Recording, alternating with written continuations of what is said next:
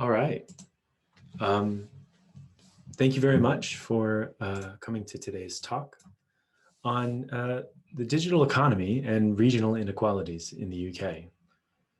Today, we actually have two speakers presenting in tandem. The first is Professor Raquel Ortega-Argiles, who holds the chair in Regional Economic Development at the Department of Strategy and International Business, as well as at the City Ready Institute at Birmingham Business School.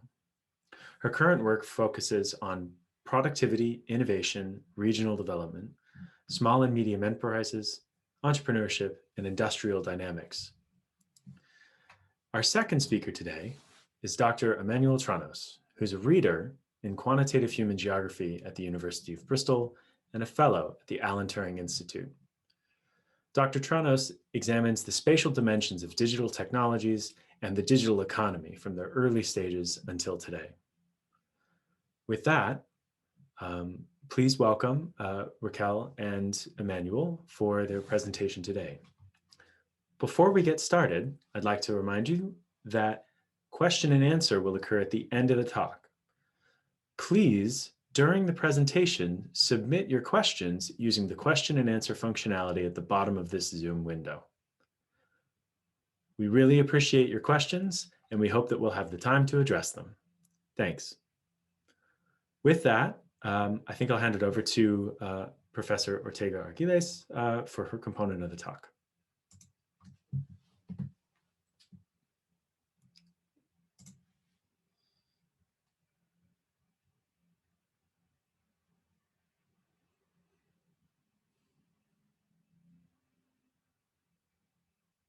Great, thanks.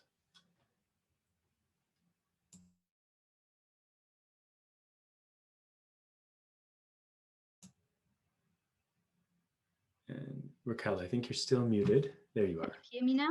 Yes, great, thanks. So thank you very much for the invitation to this series and also for allowing us to introduce you with some of the research that we are doing on our new project for Facebook.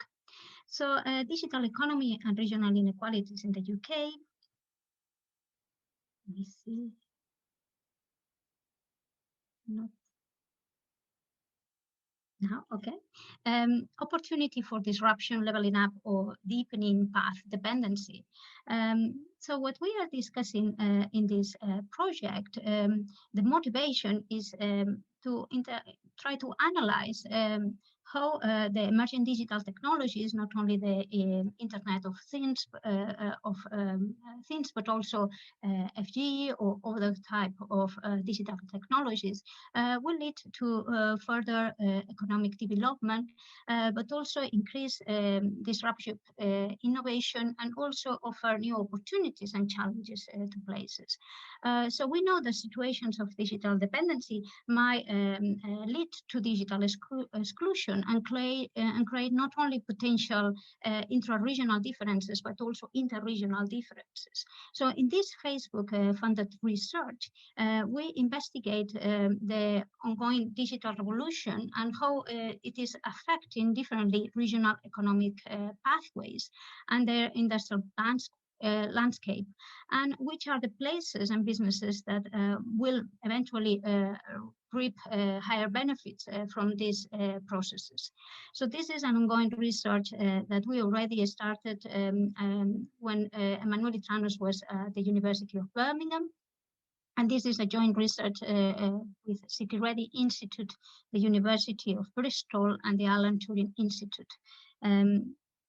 So what we're trying to address in this project is measurement challenges to somehow link the digital economy and evaluate the digital economy in the space and the link with economic performance. So among the different measurement challenges, we have the place dimension. So it is very difficult to associate digital activity to place. We know that there has been a lot of proxy measures on broadband capacity and also the number of internet service providers, but is somehow more linked to deployment rather than adoption or use. And also in many cases, also this has been very much addressed for particular places that maybe they have had different types of subsidies, or they have been only focused on cities because of the data availability. Another aspect of the measurement challenges of linking digital economy with regional inequality of performance is the time dimension. We know that the digital activity is changing over time, and we have seen this speed in the use of digital activity during COVID, for instance. But still, many of the analyses that we have seen, they tend to have a more kind of contemporaneous effects or cross-sectional effects, and not really considering the dynamicity or also the evolution in these processes. We also have seen, looking at literature, that there is a problem of assigning or causation or association. Sometimes in the causation, what is the causality? So many times at the national level, they find a kind of bidirectional causality when they found that there is a link between economic growth and digital activity, but the other way around. While at the subnational level is more heterogeneous, and in some cases, depending on the level of development of these regions, you can see that sometimes these associations are just unidirectional. So you see causation coming from economic development to digital activity and not the other way around. We have also seen, looking at the literature, in particular more at the firm level, that the digital use and adoption normally gives more returns when there is associated with other activities that complement that digital use, such as managerial activities or marketing changes. Also, we have seen how many analyses, they focus more on the quantity of the digital activity, so how many kilometers of kind of deployment of fiber or things like that, but not really on the quantity and how this quantity might have also been improved over the years. It is also interesting to look at the measurement of the gains of incremental infrastructure, not only on the base infrastructure. So we have seen that there are multiple positive effects in local productivity, in property values, inclusive growth, in well-being, also in health and education, but also multiple negative effects, digital exclusion in particular, but also situations of social or labor polarization because of the digital activity use. So having said that, in our project, we more or less address some of these measurement challenges. So we take into consideration different type of information that can assign digital activity and digital use and adoption to particular places. We also take into consideration the time dimension and how these places somehow have been using the digital activity for a long time. Also, we address some issues of causation. We're discussing what. And also, we look at the quality as well as the quantity of the digital activity, deployment and use. And also, we look at the benefits that span geographical areas, sectors and communities. So also the spillover effects and the multiple positive effects linked with the use and adoption of digital technologies as well as deployment.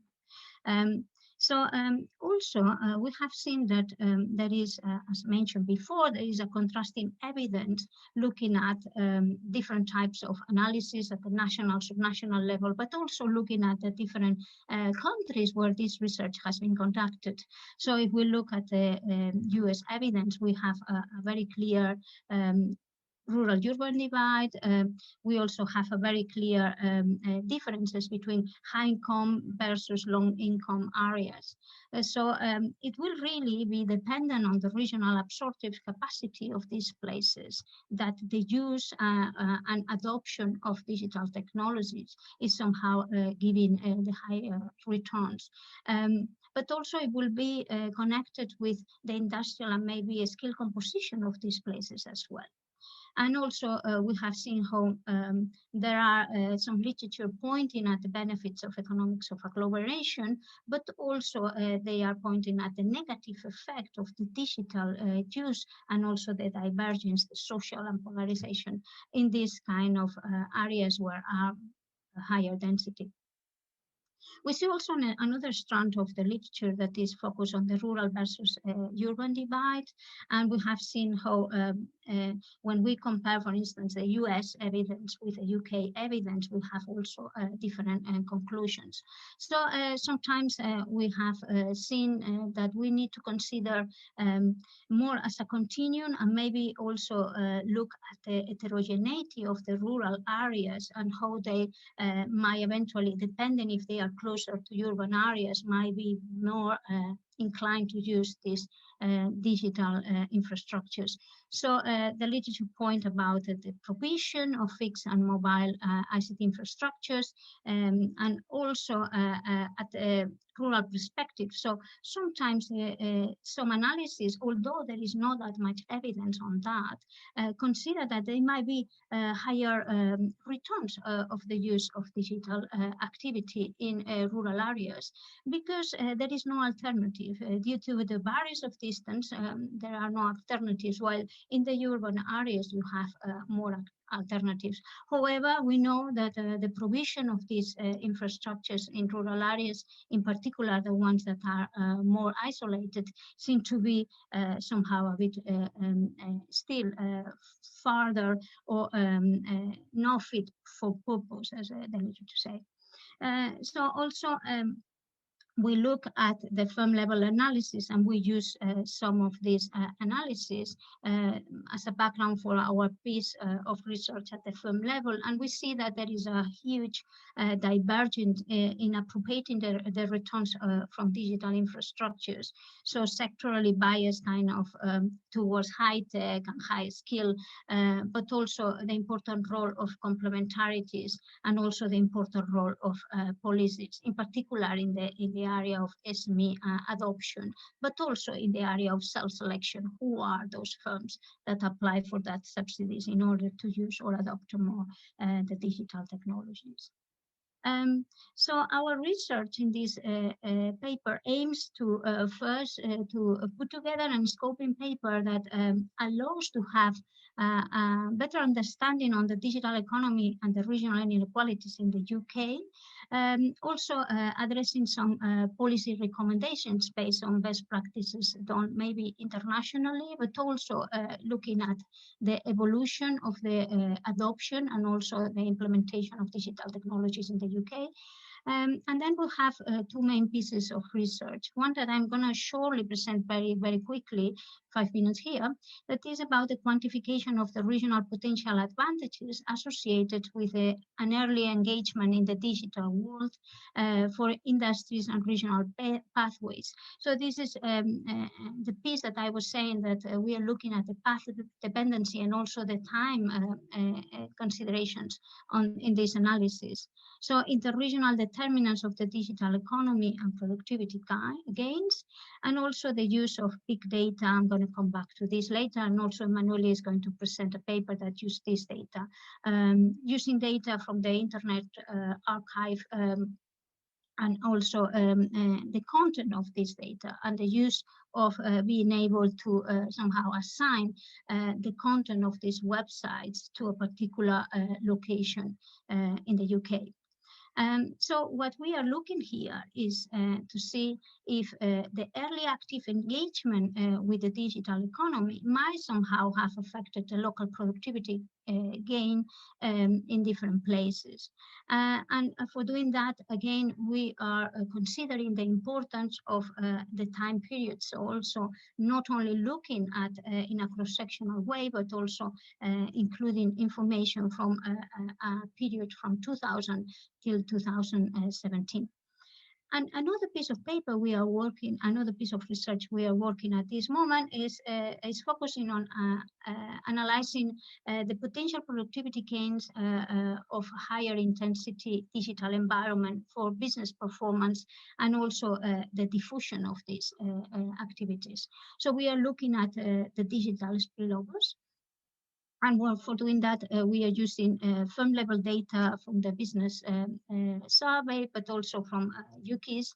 And we complement that data with big data on broadband speed. So this is not about the quantity of broadband, but also the quality of the broadband at the local level. And for doing that, we are using a kind of multi-level modeling econometric approach. So as I said before, I'm going to just very quickly talk about the paper that we have just published in early view in regional studies. Is about the digital economy in the UK, the regional productivity effects of early adoption. So we more or less argue that it was kind of a gap in the literature that tried to look at how the active engagement in the digital economy might somehow have benefits, not only at the moment nowadays, but also during the years after starting that engagement. So we somehow wanted to provide a quantitative analysis that to show if the active engagement with the digital economy, rather than the supply, as I was saying before, the deployment, the broadband networks, was somehow having an effect in the productivity at the local level.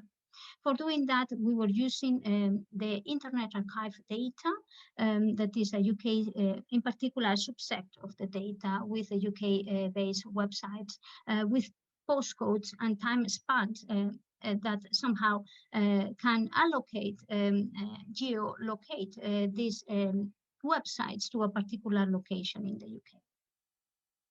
We wanted as well to have a longitudinal analysis rather than a cross-sectional evidence to capture the impact of early engagement with the digital economy and regional productivity, but at the same time, the long-term benefits that the digital economy might have in regional economies.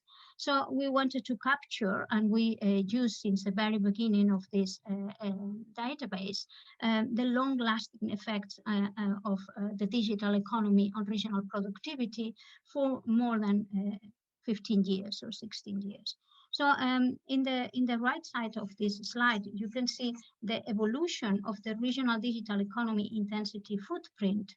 That in the top part is for all the 2000 at the beginning of the period, and then you have for 2010.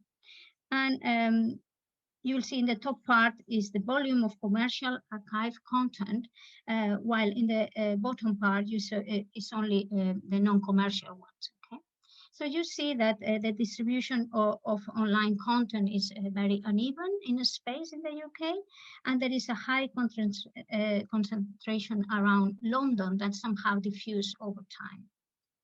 My very last slide is focusing a bit on the empirical analysis that we develop in order to be able to consider not only the early engagement of the digital economy, but also the engagement over time, and also a series of determinants that they were time invariant and time variant, that included human capital, distance to London, productivity at the beginning of the period, but also the universities, agglomeration, capital diversification, or the role of the industry by considering also the manufacturing presence.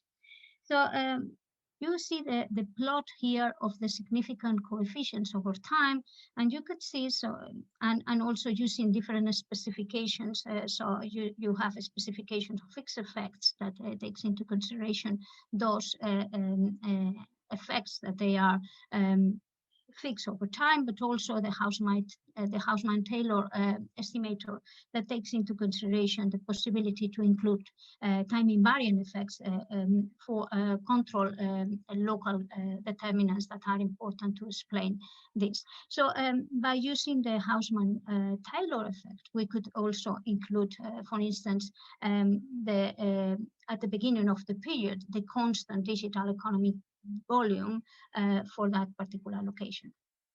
So you see the impact of early engagement, it seems to be positive. And also we see that there are long-lasting effects and regional productivity differences since the beginning of the period that we are analyzing.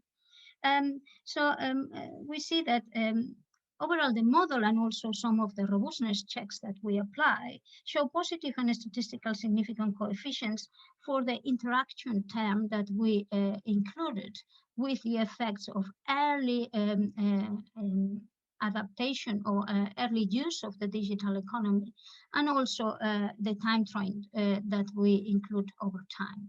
I'm just passing now the floor to Emmanouil Tranos, and I hope that you have enjoyed my just very brief introduction to our Facebook project. Thank you very much. And let me share my screen. Thank you very much, Raquel. Hopefully you are able to see my screen now. Please shout if not. So Raquel, thanks very much, and also Levi and Rachel for having us here. I think it's a great, there's a great connection with the things that Raquel was presenting. Simply put, the paper that Raquel just presented, what we did for this paper was to use archived web data to capture, the volume of geolocated web pages and how whether this engagement with web technologies can affect the future productivity. What we're doing in the paper that I'm presenting now, which is still work in progress together with my colleagues Andre Carrascal-Cerca and George Willis, is to use similar data from the web in order to make predictions regarding interregional trade flows. Let me guide you through the presentation. I will quickly introduce our research and hopefully convince you about the importance of our work. I will talk about the web data and how has web data been utilized before in spatial research. I will describe our empirical study or strategy. Probably I will skip the descriptive statistics and I will quickly move to the results of our analysis before I conclude. If you want to delve further into this presentation, you can find it online on the below address. So, why regional trade and why regional trade flows? We know that regions tend to be more specialized and more open in terms of the trade relationships than countries. Regions are more open to trade with other regions in comparison to national economies. Therefore, regions face some important external trade dependencies. And you might have heard this discussion recently when just after Brexit and how much different regions might be affected because of Brexit due to their trade dependencies. We know that having a good understanding and ability to predict regional trade might help us to better understand what drives regional economic performance, help us understand how regions can be exposed to external shocks, and more broadly can help us design better place-based development policies. We know, for example, that employment vulnerability and transmission of either internal or external economic shocks varies a lot across different regions. Therefore, we really need to be aware of these regional interdependencies, if you prefer. And this is something which is well established in the relevant literature. What is also well established, though, and this is the big elephant in the room, is the lack of such interregional trade data. Simply put, we hardly have, or it's very difficult to obtain disaggregated trade data for regions. And currently in the UK, in Europe, we actually only have one such source of interregional trade data, which in reality it's a disaggregated input-output data or data set for NUTS2 regions. In general, it's a costly exercise to disaggregate such input-output tables. It's a difficult exercise, and I think the lack of such data indicates, or illustrates these difficulties. So what I would try to do here is to utilize these digital, traces that interregional trade leaves behind, use data from the web, to capture these digital traces, and then model and, importantly, predict interregional trade flows for the UK NUTS2 regions. Importantly, we do that using open data from the web, and more specifically, we're using hyperlinks between archived, commercial, and geolocated websites. We're mostly interested here in making predictions of unseen interregional trade flows, and because we hope that by offering something like this, we'll be better positioning, creating such interregional trade data. Our main hypothesis here is that such hyperlinks, in essence, reflect business and trade relationships, and therefore they can be useful. These data can be useful in predicting interregional trade flows. So this is not something radically new in the literature. We know from the past literature that web data has been utilized before for spatial research. And you will be surprised, you might be surprised that the first paper I'm citing here is actually from 2000. And what Halavais did in this paper was try to understand how spatial structure, and more specifically national borders and physical distance, shape the formation of hyperlinks between websites. Such data have been utilized also in different studies. More recently in understanding urban hierarchies and relationships between cities, but also at a more granular urban scale to understand spatial structure, or interesting topics such as the notion of buzz within urban environments. Web data have been also utilized before in business studies. One might question here, why shall we use such data for business studies or to answer business-related questions, given that web businesses do not have to expose all of their strategies on their websites. However, this might also be true for survey data, which have been the main data source for business studies. Nobody provides guarantees that businesses will reveal openly all of their strategies on surveys, the mainstream data source for business studies. On the contrary, we know that business websites have a specific role to play, and this is the strategy behind creating such websites.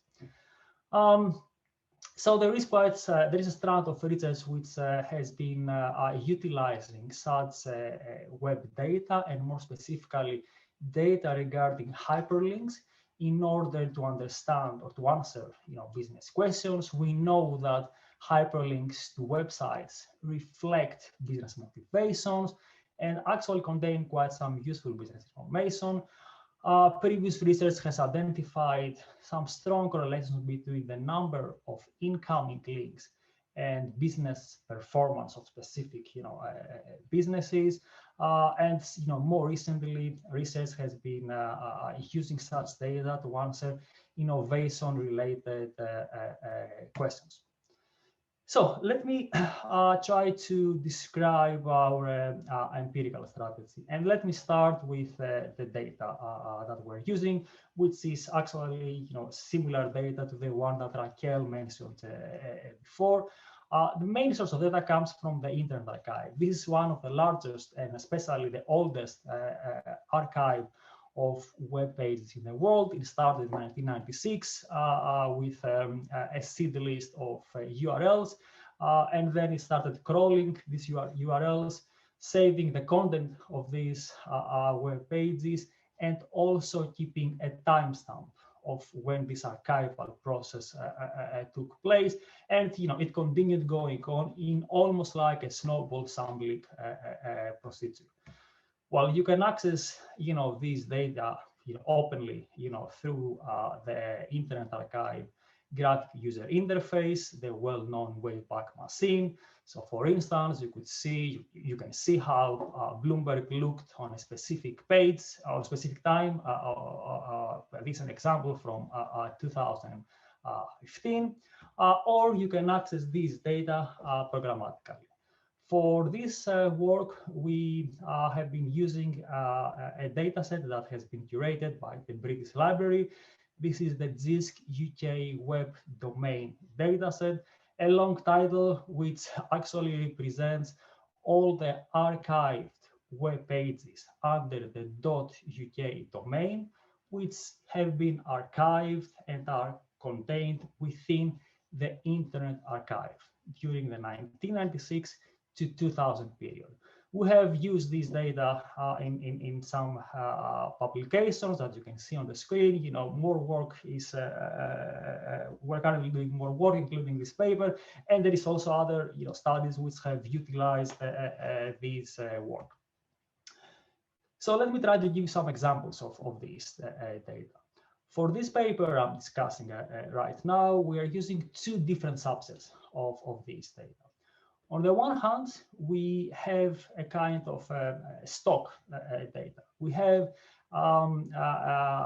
able to geolocate, these web pages or part of these web pages, given the inclusion of a UK postcode in the web text of these data, of these websites. So in essence, we're talking about 500 million of lines, which look like the one you can see here. We know that this postcode that you see on your screen is contained on this example web page, and this web page was archived on the 9th of May of 2008. We also have access to the potential hyperlinks that exist between all of these archived .uk websites.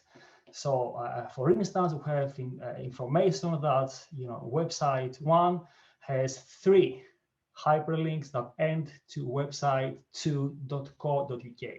This is a much larger pool of websites, and only parts of these websites can be geolocated using the postcode idea that I mentioned before. What are we trying to do here? We are trying to use this information regarding aggregated hyperlinks between commercial websites, websites that end with .co.uk subdomain level, subdomain for the UK, which represents commercial entities. We try to use this feature or this variable alongside a number of other variables which represent, if you prefer, very well established empirical research within geography and gravity equations or spatial interaction models, such as distance and some characteristics of origins and destinations, for example, population density and employment volume, in order to predict, model and predict inter-regional trade flows. Regarding the latter, we use the only available data source that I mentioned before, which includes trade flows between NUTS2 regions in the UK. We are particularly interested not on explain the determinants of this of interregional trade, but mostly to do out of sample predictions in order to be able to construct such interregional trade flow data for other research as well. Therefore, we are employing some state-of-the-art machine learning algorithms like random forest, which is a well-known tree-based ensemble learning method.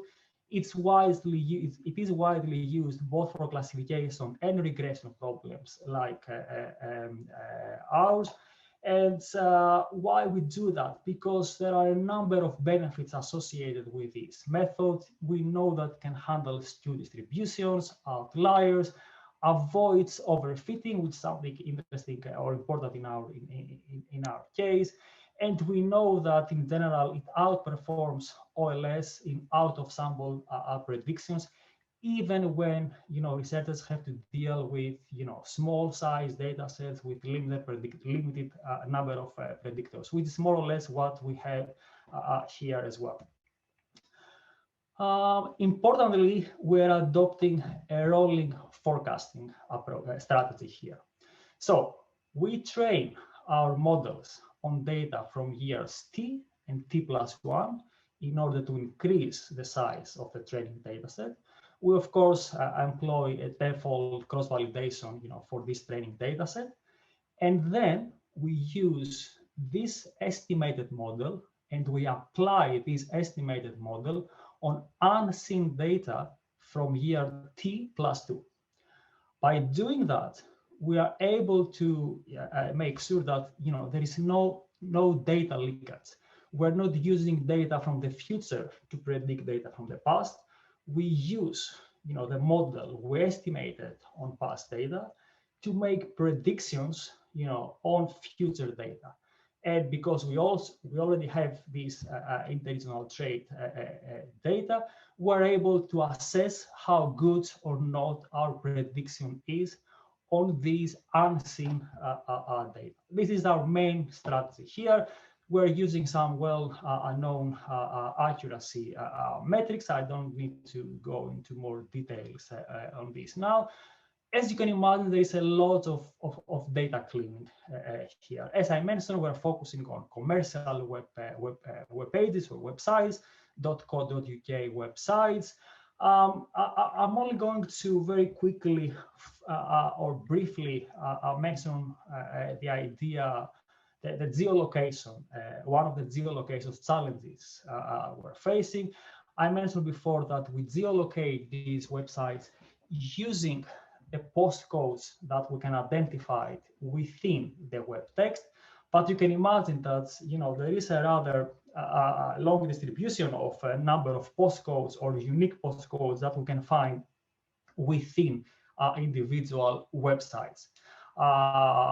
For the first part of the analysis, we're only focusing on hyperlinks between websites that only have one unique postcode within their web text.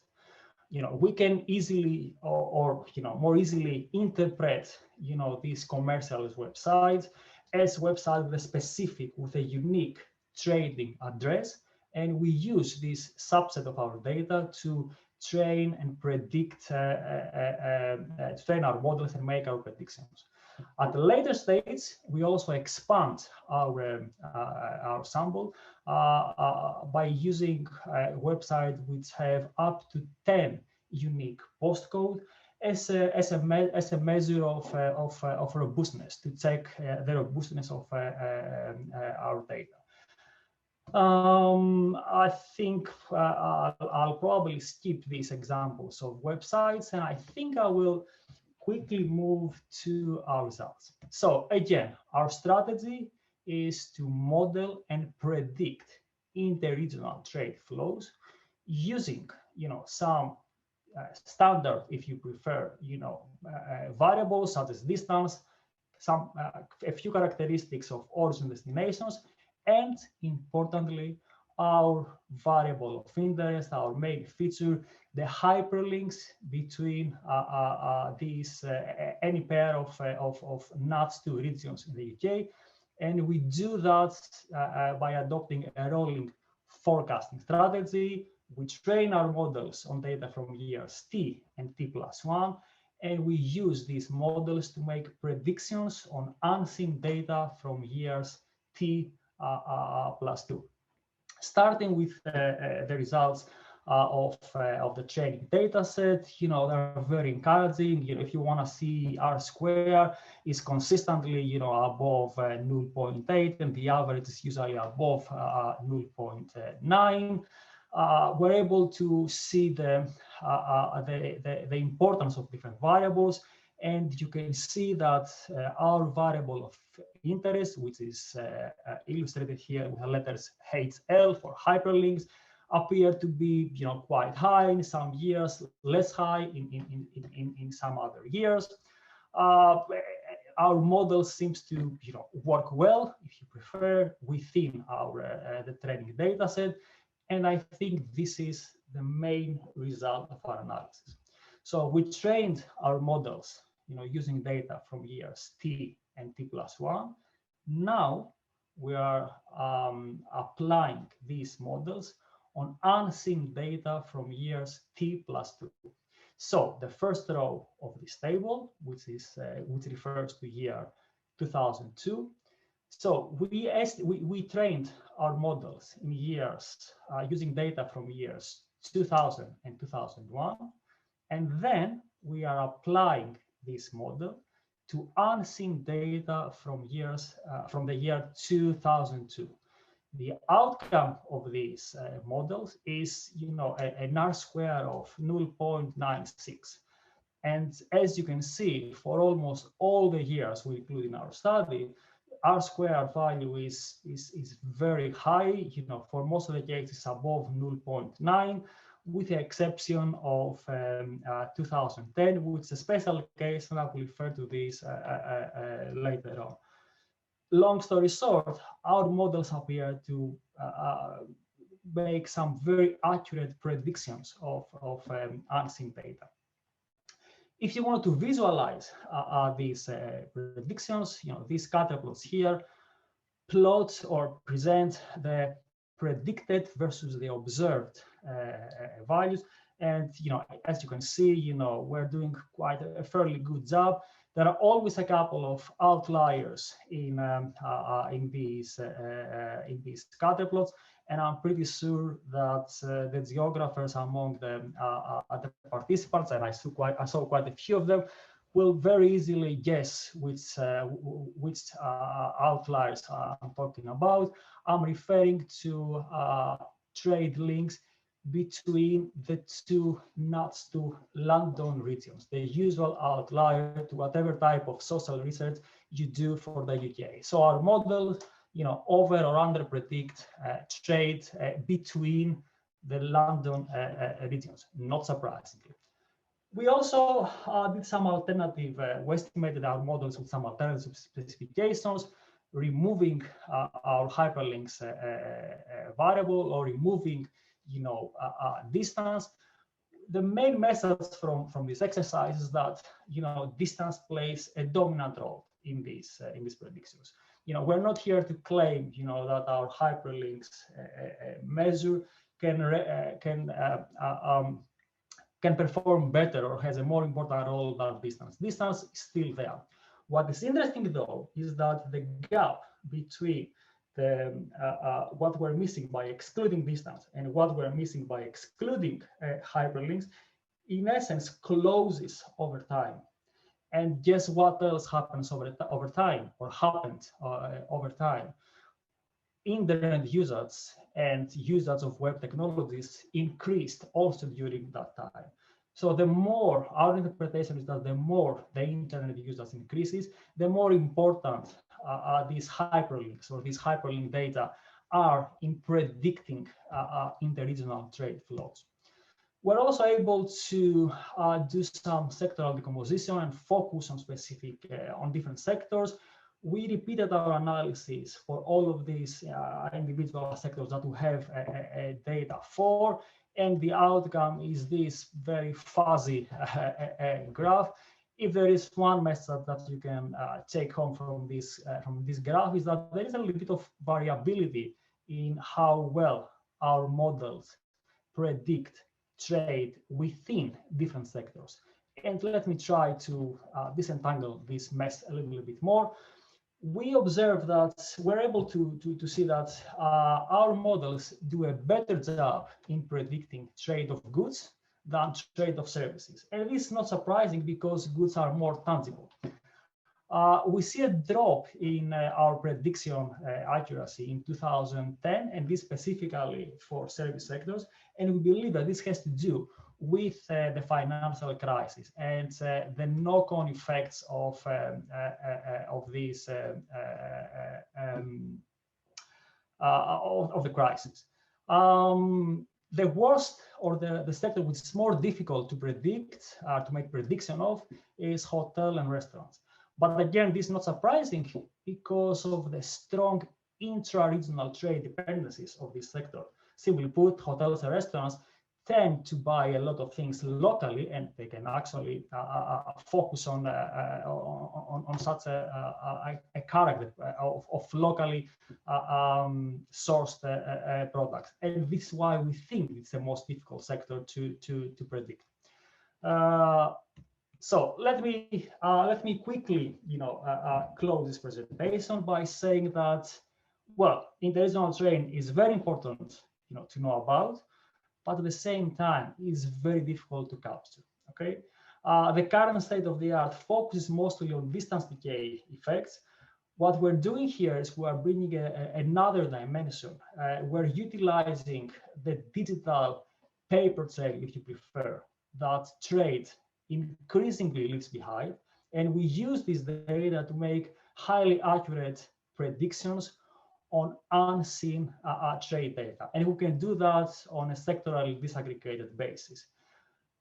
What we believe is the contribution of all this exercise is that we can hopefully utilize this framework to produce more spatially disaggregated data regarding interregional trade, and use these to better understand trade relationships between regions and their dynamics. I think I'm going to stop here, but I'll take this opportunity to advertise our special session for the RSA Regions in Recovery Global e-Festival. And I think I'm going to stop here. Great. Thanks so much, Emmanouil and Raquel, for this wonderful talk. We currently have 2 questions in the Q&A, and I think one probably needs to be asked with a little bit more urgency. Comes from John Goddard, who has a question for Raquel. How do you separate out the availability of infrastructure for applications from need and demand? For instance, urban versus rural, SMEs, etc., and change in the former due to rollout of the network? Thank you very much, John. In the case of the analysis that I have presented today, we have the websites, and then we have the content of the website. We don't discriminate of the size of the firms, so we just use the commercial websites. This is something that we could eventually do by scraping somehow the text, the content that is included in those websites, and see if the number of employees is signaling that is an SME or a large kind of firm. But we haven't done that yet, because it was already quite a value added to assign the content and also the use of websites in an historical kind of point of view, no? Because sometimes we have seen some analysis where they ask in surveys to particular firms if they have a website. So we have seen this at the firm level, but never linking the activity, the commercial activity by firms with the particular places. Yes, we have another paper I have mentioned that we are going to look at firm level data and how they use and also benefit from the better quality of the digital environment where they are located, and what is the effect of this, let's say, use of this better or worse digital environment. Therefore, in that paper, yes, we can address, if we want, because we are using secondary data from surveys, we will be able to differentiate between small scale firms and large firms, and probably we will find out that maybe large firms, more established firms, are the ones that are using more, but also it could be that the use of broadband is generating opportunities in more isolated areas for SMEs. So yeah, thank you very much for the question. Something we might consider. Cool, thank you very much. I hope that was sufficient. It was definitely very comprehensive, so I appreciate it. Thank you. We have another question from David Bradley that I think might pertain to the beginning of Emmanouil's talk, which asks, areas with concentrations of corporate headquarters and concentrations of financial and business services have a high demand for digital services and have experienced high rates of growth and productivity. Could differences in performance be driven more by differences in a mix of activities? The short answer is yes, of course. I think David's question refers to the paper that Raquel was talking about. Certainly, we're not claiming that early engagement with web technologies, if you prefer, is the only determinant of productivity growth. We have controlled. We have used all the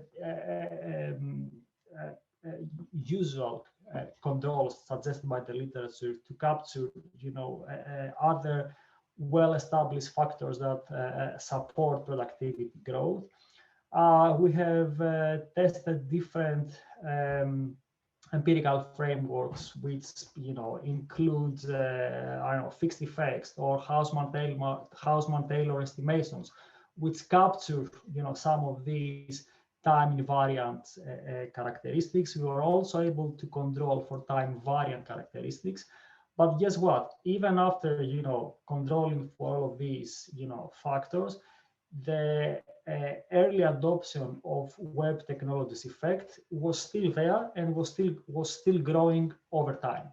So that was, I think, the main finding of this piece of research. Great, thanks. So if there are any more questions from the audience, please do submit them in the Q&A applet. I guess I have sort of one major question that comes from some of the work that I've experienced on sort of spatial analysis of regional inequalities. How strongly do you think that these differences persist over time? Like this in the classic analysis of things like convergence hypotheses and development, we get a classical claim that some areas are leveling up faster than the well-endowed areas get richer. So to what extent do you think that the internet provides a way for these firms to kind of either entrench advantages or possibly level out these kinds of regional differences over time? Raquel, you want to go? You want to go? I don't think there is one answer here, and I don't think there is one answer here. I mean, it sounds easy what I'm saying. I do understand that, but digital inequalities are not a unidimensional phenomenon. it's not only, access or lack of access to high-speed broadband that, defines these digital inequalities. It also has to do with what you can do, with this infrastructure. I can, through this infrastructure, I'm able to see you guys all, and this is great. Also, I'm able to enjoy Netflix, which is a rather not productive, activity. So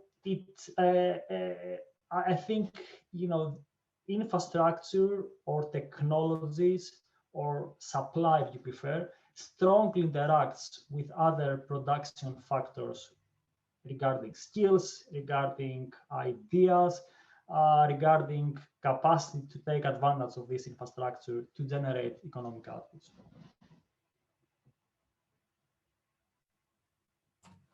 Yeah, I agree with Emmanouil. I think that I also mentioned when I was a bit recapping on how difficult it is to measure and isolate maybe the effect of the digital economy, because normally firms, when they implement, or they use technologies such as the website, at the same time they implement different strategies such as maybe reorganization of the operations, or maybe they include new marketing activities, and therefore it is very difficult to disentangle if it is because of the use of the website the performance has grown at the same time, right? So I think that the role of complementarities, and also of course we can say in this kind of network, the place where those firms are operating is extremely important.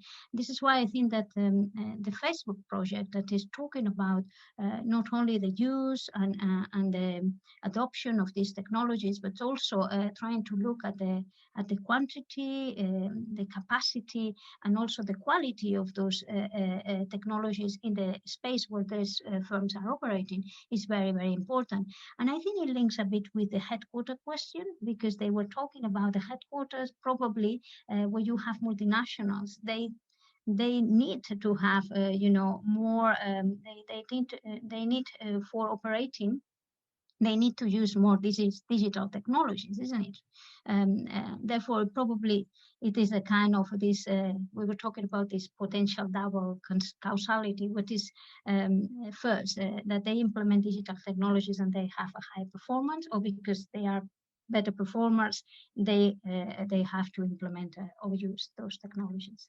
So it's quite difficult to answer. Sure. Yeah, definitely. Sounds like some endogeneity at least. So Rachel, I don't know if you have any final question. I'm cognizant of the time at this point. Yeah, I know we're almost out of time. I suppose I had a question about data. I don't work on trade, and I was thinking, Emmanouil, you mentioned that trade data simply aren't so good. And so I was thinking about what's missing, but I was also wondering about the differences between, I mean, it seems to me from the internet data, you can establish the links, so you get that piece of trade, but flows and volume are probably much trickier to sort of understand, right? And sort of, so I suppose that was like, the question is really about what the gaps are, or what the ideal trade data would look like, and how we start to sort of approximate that, and with which data, because it's not only the network, but the, what's being passed between players, and that's much harder to ascertain, I think. So I'm not an economist here, and this is why we have collaborators. So what we know is that in the regional trade data, it's actually disaggregated national input-output data, right? I don't think that trade is monitored and represented at the regional level. So there is a national input-output level data, which is then somehow, sometimes with a lot of cost, is disaggregated. It happened once for Europe, and that's it, right? What we're doing here is we're not trying to explain, these flows. We are not trying to have a causal, to represent a causal mechanism. Or what all we're trying to do is use this hypothesis that trade leaves some kind of digital traces behind, right? Capture these traces, and we believe that our hyperlinks approach can capture some of these traces, and then feed these features into an algorithm that we know is well equipped to make predictions of such data, and hopefully use this research framework to make more usable interregional trade data. Cool. Great. I'll stop because I feel bad. It's 4 after, and I know we're starting to lose people pretty precipitously. So Indeed. I'll just say thank you to both of you. I wish we could have had more time to talk about this and relax afterwards, but I'll turn it over to Levi to close. Yes. Yeah. Thank you very much. So next week, if I can just pull up the content again, we will have, oh no, I'm not sure. If they're not sorted. We'll have another talk next week at 4 p.m. London time. And as always, talks will be posted on our YouTube channel, hopefully within the week. I've had some delays recently with the last week's publication. Yes, Rachel. I think next week is Anna Petrovich out of, I think she's at TU Delft, but definitely Netherlands, multi-scale measures of segregation. It seems so. So next week, we'll have Anna Petrovich on the 9th of March. And we will have this talk and last week's talk hopefully posted sometime this week. And thank you very much for attending. And we look forward to seeing you next week for this talk on multi-scale measures of population for understanding segregation and contextual effects. Thank you very much and have a good week. Thank you. Bye, everyone. Thanks, everyone. Thank you for having us. Bye-bye. Our pleasure. Bye.